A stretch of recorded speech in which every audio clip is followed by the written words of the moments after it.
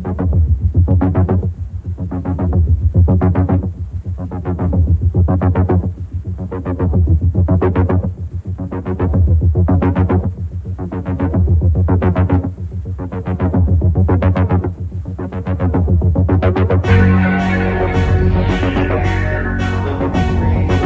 up?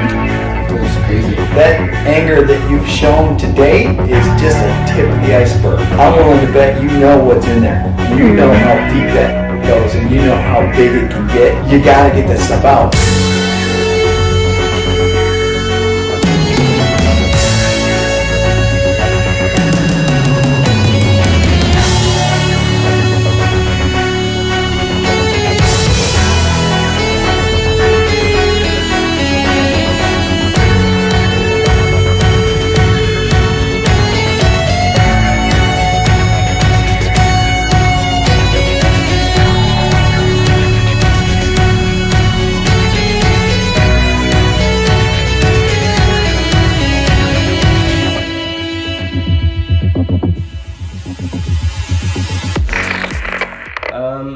How's mom and dad? My mom, I didn't grow up with my mom. My dad was never in the picture, and I grew up with my grandparents. Why?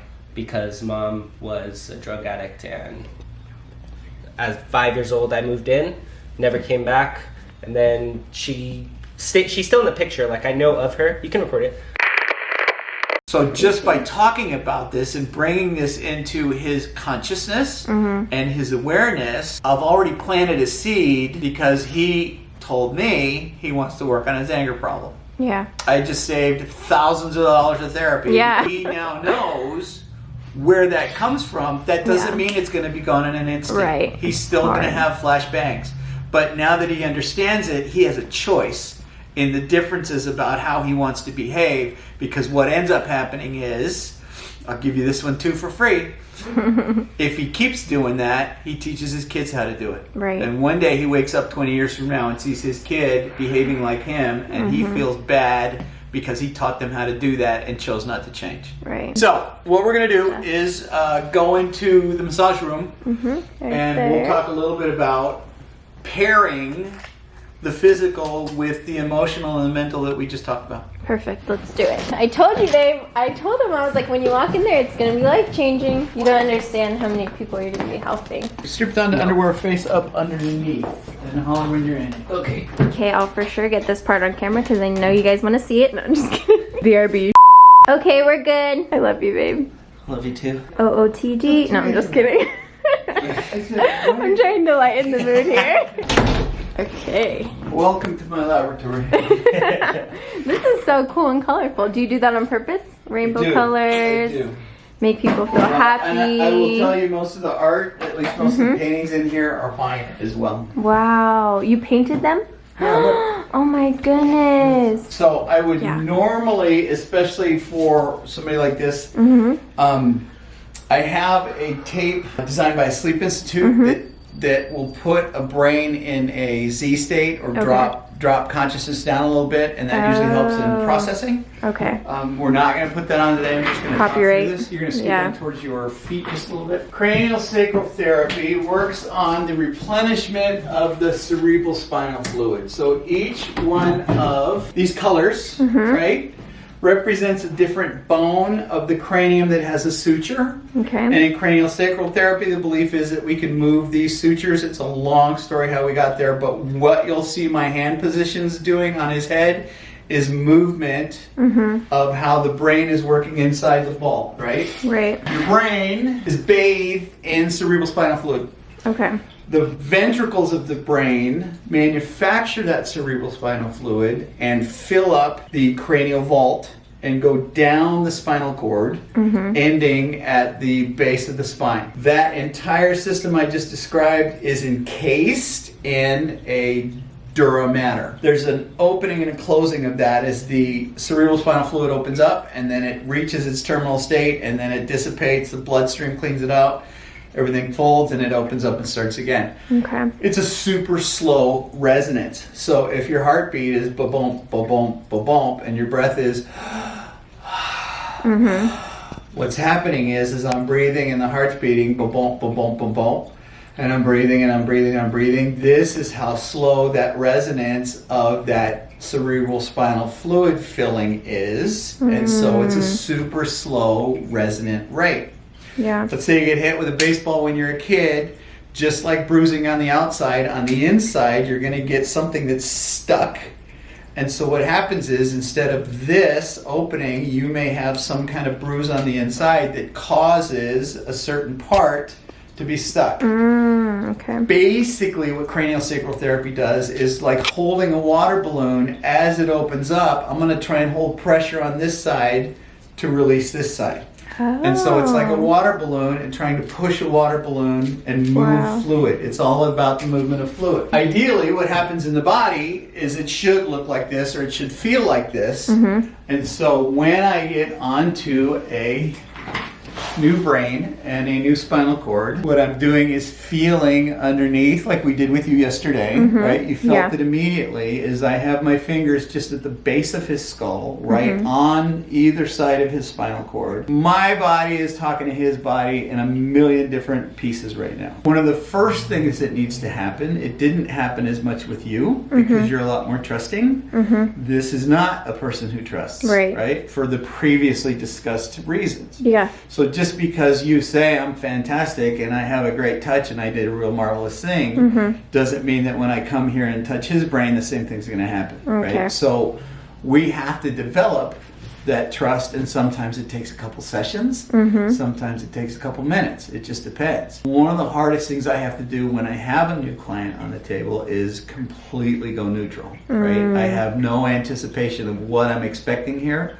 I am just sitting here and holding space for this body and this brain and this individual who has come here for a reason. I may not know all the reasons, so I'm just going to hold space and see what he does. Once he makes a decision that it's safe, what will happen in my fingers is I will start to sink deeper in as the body becomes more receptive, and then we become connected. Without being too graphic, if you've ever seen the love stories or a really deep movie where they're just totally entwined, you know what it's like to be engrossed in another individual, right? To just feel like you're absolutely one. This is not a sexual thing, this is a touch thing. This is, again, I believe, how we were designed. And in this reception of acceptance and healing, I think a lot of stuff can get done. So now you can see his head is starting to move a little bit. I will feel a lot of tension melt under my fingers. And then once it starts to happen, I just follow it. Oftentimes I can see different parts of the body and feel different parts of the body from here that are stuck or that are literally asking for attention, and we'll go address those. He talked about low back, right? I'm not going to be able to fix his low back from here or change his low back from here, but I may be able to feel some kind of restriction that may be a cause or condition or secondary condition to his low back problem, right? So he fell when he was a kid and took a bicycle handlebar to the gut or some kind of thing. There may be an old adhesion in there that's stuck, that kind of thing. So when something's really bothering somebody, you really don't know the reason. It could be from years ago and you just wouldn't even put two and two together. Correct. That's crazy. Which happens a lot. I mean, two of my favorite stories are, I had one woman, I'd been working on her about 30, 40 minutes, and she couldn't remember any problems, and then all of a sudden went, I fell out of a 2-story window when I was 10. Oh, I got the chills all over my body. What happened? She goes, well, it was really grassy and kind of muddy, so I wasn't hurt. She goes, I fell on my back, I got up and ran off, I was playing with the kids. But the damage that was caused was still in there. It wasn't catastrophic, but it was in there, right? I had another lady, 6 months I worked on her, and I felt that there was something in her left chest under her ribs, like an accident, and she couldn't remember. Several different treatments. I sent her to different friends, and one day after 6 months, she went, when I was 18, I was in a hang gliding accident and I tore my shoulder. Oh my God. She was 45. I'm like, how do you forget that? The brain is an amazing thing, and we can forget a lot of really key points of damage in our body. Physically and emotionally. Physically and emotionally. All right, here's anatomy. One of the biggest muscles in your body is called the psoas, P-S-O-A-S. It goes from the back of your belly button and attaches to the leg here and slides over the bone here. On a cow, this muscle is the filet mignon. It's a big muscle. It's your primary lower back muscle, and it's the muscle that causes the curvature in the spine here and allows your leg to lift like this. Okay. So when people come in with low back pain, where my hands are down here, there's not a lot of muscle. That's mostly fascia. The muscle that we're going to be dealing with that's going to work on his low back pain is going to be the psoas muscle here. Psoas muscle connects the head of it's right here, just south of the belly button and above this hip pointer here, and attaches to the spine directly behind the belly button. The diaphragm, which we use to breathe, is a circular muscle that comes down and attaches in the same spot as the psoas, which explains how you can sneeze and throw your back out because you're yanking the psoas muscle. Yeah? So what I'm going to do is I have to go through these layers to get to that muscle. I'm not going to touch the muscle directly. I have like 5 or 6 or 7 different layers of stuff I got to get through to go to that muscle. So there's skin, there's fascia, there's adipose, there's deep fascia, there's the rectus abdominis. I'm going to go through the guts and just south of the colon, the descending colon, and press down here. Watch his face when we do this. I'm going to have you slowly lift your knee and drag your heel right there and back down. And that should be like a knife. Bring it up and back down. And so I'm slowly up and down, releasing that psoas muscle because it's probably stuck on the back end of that fascia. It doesn't feel good. It hurts and it's very sharp and knife-like. Lift and drop. You're only coming up an inch or so. Lift and drop. Lift and drop. Slower. These are all the connectors to the quads. And then once it loosens up, because the head of it on my fingers will feel like a ball, and then once it gets softer, we all know what a soft muscle feels like. We'll loosen it up a little bit more. And we'll get it to relax.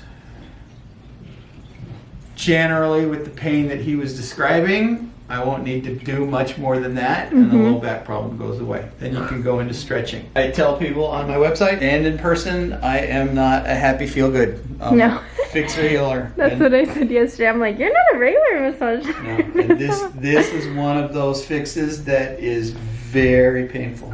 But it's better. But once you're done, lift, back down.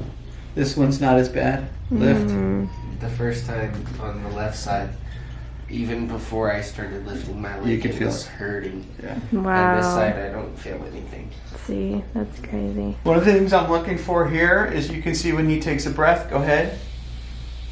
Everything moves, right? A lot of times in like PTSD, Yeah. if there's a fight or flight response, you'll see the stomach lift and this won't move at all.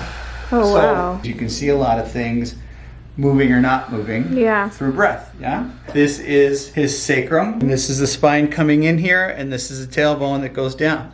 A lot of times tailbones are in different positions.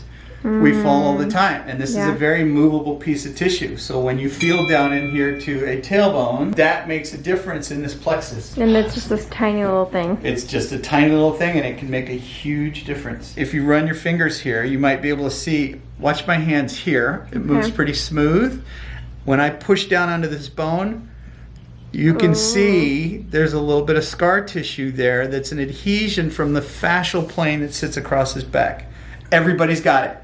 I used to know police officers who, because they have those belts, have golf balls back here. Everybody, heck if they've no. got any kind of life, has scarring back here. Everybody's got it, right? What happens is over time, those adhesions start sticking to the biggest nerve you have in your body, and that's what causes sciatic pain. All I'm doing is looking to make sure that this is clear and we're getting movement. Yeah. When he gets up, his low back should feel a lot better because we already fixed it from the front. If he had a different kind of pain or anything that sounded like it was a sciatic-based injury, we would be doing a completely different treatment. Oh, okay. That's his back, and then which is your bad shoulder, babe? Right. You got a bad shoulder? I have impingement syndrome on my right shoulder. You have a what? Impingement syndrome. At least that's what they said. How long have you had that? A couple of years now, I think. What's it feel like? It's not too bad. It's mainly when I'm like lifting or reaching in the cupboard. But it's always bothering him, and they said that he probably might have to have surgery, but I don't believe that. So what I hear, that thing I feel right there, what I hear is he's got something that's stuck. I'm not be able to fix that. Ooh. So by going in and feeling the different muscle structures and the fascia and the attachments, the first thing I'm looking for is to feel if it's torn. Mm-hmm. The next thing I'm looking for is to feel if there's anything out of place. And then we certainly want to pay attention to pain signaling as well. Yeah. But something like that's been diagnosed, I start with it's fixable until I can't or it doesn't, right? And he only went once, and that's what they told him. So I don't know how legit it is. I'm right in it though, yeah? Uh-huh.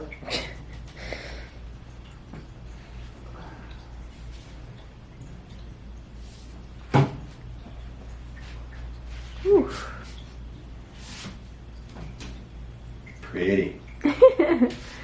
Get that on camera. I know. Sound. Did you get the snapping?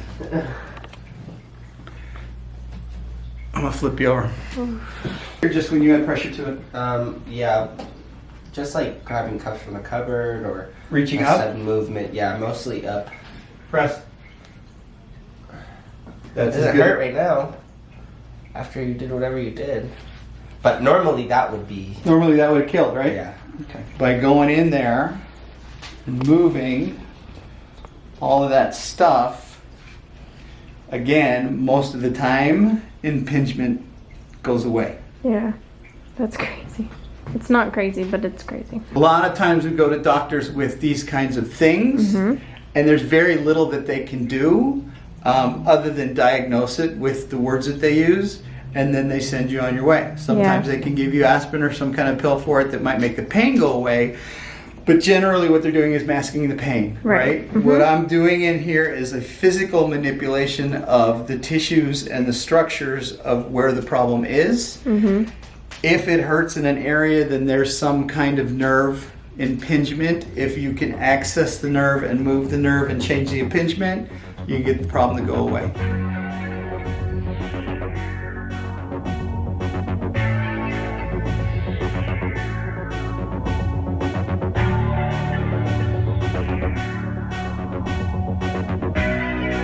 How are you feeling, babe?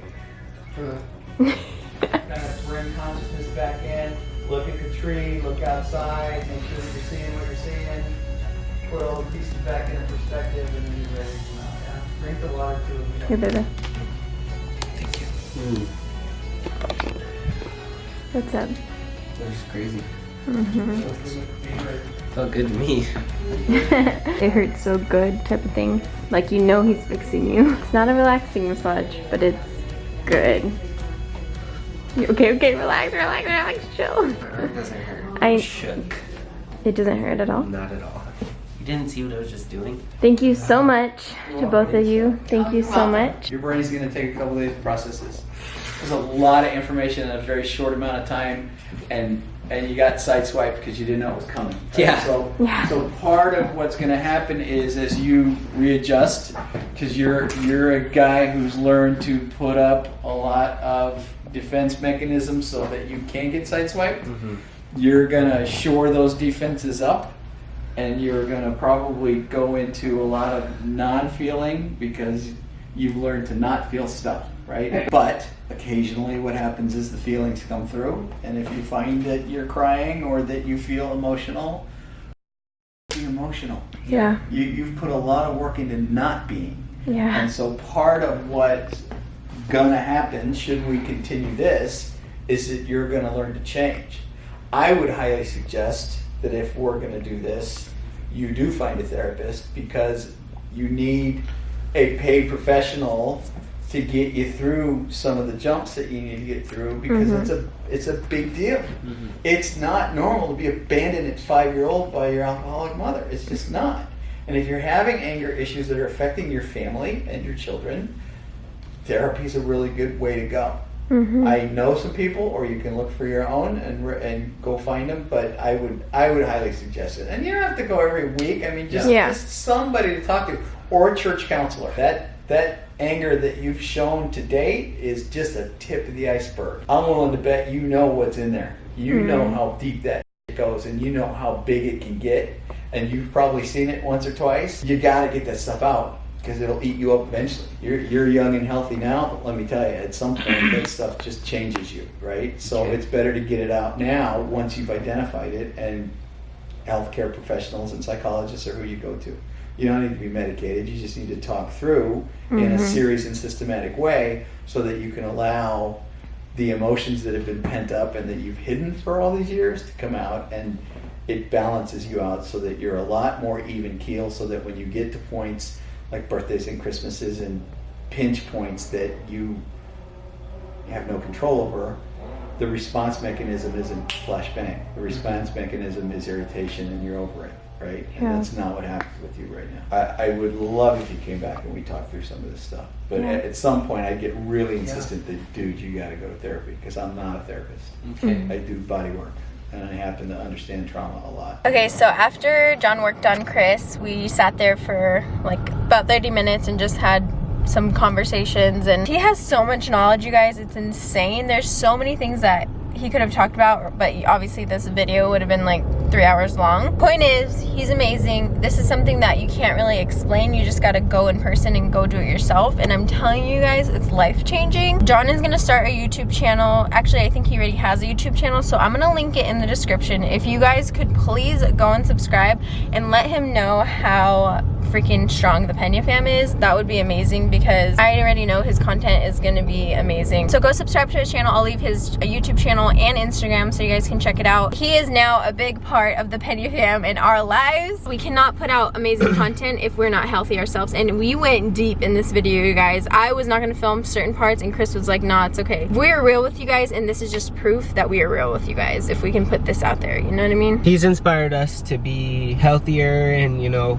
focus on ourselves, and we've inspired him to share the knowledge that he has. So go subscribe to his YouTube channel. He's gonna put out amazing content. Even if you're not interested in that specific like field that he's in, that's fine. Yeah, you still will learn something. Yeah, it's not just physical, it's emotional. As you guys saw, like, we were all crying over there except for Chris, because that's just how he is. But now he understands how he is, and we are gonna get help with certain parts of our lives. We do need help. I feel like everybody needs help. We all have issues, and that's just a reality. It's good to talk to somebody, and it's good to figure out why you have these issues and deal with them, because if you don't deal with them, they just continue on, generational curse, and it's no bueno. Things that have happened to us as kids, or just in general, we don't want to pass down to our kids. The age from, what is it, 0 to 5? When something happens to you at age 0 to 5, I believe, when you can't like express it how you want to express it, it makes you even more angry, rather than if it were to happen to you over 5. You know what I mean? It's the age where you can't express it, then that turns into anger, and then you forever have that anger. But you can heal from it, and it is possible to heal from it as long as you acknowledge it. For example, for us, we would get into a fight every Easter, and Easter is coming up. Now that we're aware of that, and the reason why being is that on Easter, about what, 6 years ago, however many years ago, we broke up before we were married as a couple, and I could remember going to Easter sunrise service and bawling my eyes out with swollen eyes because we had broken up, and I felt so many things for him in a negative way, and that stuck on, and that trauma stayed with me every Easter. And so now as a married couple, I didn't understand it, and now I do. Just so many things go into it, you guys. Every single thing that you do in your life there's reason behind it. You probably think that we're crazy, but that's all right. You'll understand, just like we understand everyone has a season in their life, and you're not there yet, or you've already been there and you're already past it. Who knows? And this is not, it might seem random, but this is not random to us. Like, we've been trying to work on ourselves, and this is like just an amazing way to do it. The camera battery is literally dying right now because I have been recording forever now. And if you're new to this channel, I'm sorry, this is not how it usually is. We don't usually go this deep, and our videos are not usually this long, but I did want to make a type of video like this for people that are interested and who are gonna watch and get something out of it, because I know that we definitely did get something out of it, and I know you guys will too. So with all that being said, we are going to end today's video right here, but we cannot end today's video without giving the shout out for today. So today's shout out goes to Becky Fierro 2 from Instagram. Thank you so much for liking, commenting, subscribing, and for being a follower of ours on Instagram. We love you so much. So like always, if you guys enjoyed today's video, make sure to give it up. Big thumbs up. And if you're new to the channel and aren't subscribed already, What are you doing? make sure to click that subscribe button, because we do vlog Every other day. But we love you guys. And we'll see you next time. Besito. Mwah.